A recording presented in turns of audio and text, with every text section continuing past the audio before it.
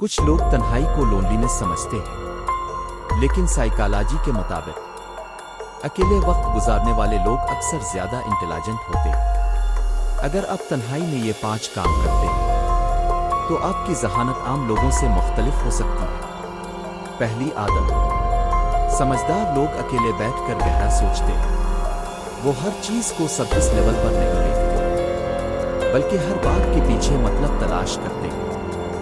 دوسری عادت، وہ خود سے بات کرتے ہیں۔ یہ پاگل پن نہیں، بلکہ دماغ کا اپنے خیالات کو آرگنائز کرنے کا طریقہ ہے۔ تیسری عادت، وہ خاموشی پسند کرتے ہیں، کیونکہ انٹیلیجنٹ لوگ شور سے جلد تھک جاتے ہیں اور سکون میں بہتر سوچتے ہیں۔ چوتھی عادت، وہ ہر وقت لوگوں کے درمیان رہنا پسند نہیں کرتے، کیونکہ وہ اپنی انرجی کو پروٹیکٹ کرتے ہیں اور اننیسیسری لوگوں سے ڈسٹنس رکھتے ہیں۔ پانچویں اور سب سے امپورٹنٹ عادت، وہ اکثر اوور تھنکنگ کرتے ہیں۔